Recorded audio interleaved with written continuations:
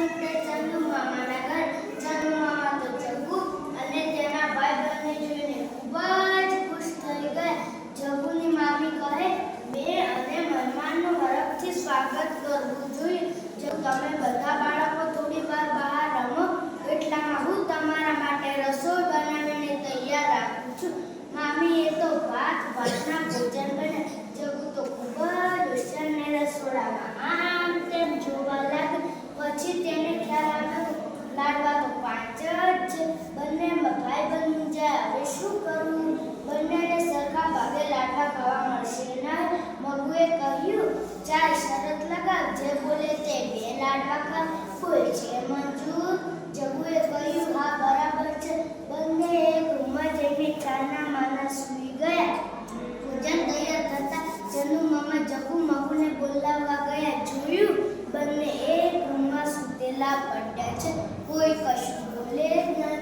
ચંદુ મામા તો ગભરાઈ ગયા. ચંદુ મામાએ તો 108માં ફોન કર્યો અને પછી કહ્યું, જલ્દીથી આવ, આ સરનામા પર મારા ઘરે આવ.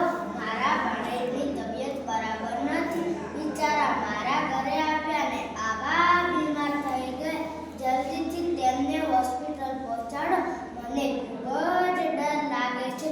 તરત જ 108 આવી ફટાફટ જગ્ગુ મગુને સ્ટ્રેચર પર સુવડાવી હોસ્પિટલમાં લાવ્યા. છતાં બંનેમાંથી કોઈ કાંઈ બોલે જ નહીં. લાડવા તો 3 જ ખાવા.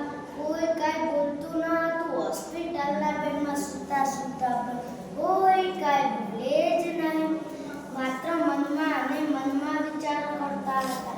મરક મરક મનમાં હશે, બોલે નહીં એ કાંઈ. બોલે તેના 2 થશે, ન બોલે તે 3 થાય. ડોક્ટરે આખા શરીરની તપાસ કરી અને પછી કહ્યું, આમ તો કોઈ જાતની તકલીફ દેખાતી નથી, પણ મને લાગે છે કે તેમની જીભમાં કોઈ તકલીફ હશે. એટલે જગ્ગુ મગુ કંઈ બોલી શકતા નથી. તેમની જીભમાં એક ઇન્જેક્શન આપીએ તો બંને બોલી શકે. ડોક્ટરે તો સોય લગાવીને ઇન્જેક્શન ભર્યું, તોય બંનેમાંથી કોઈ કાંઈ બોલે જ નહીં.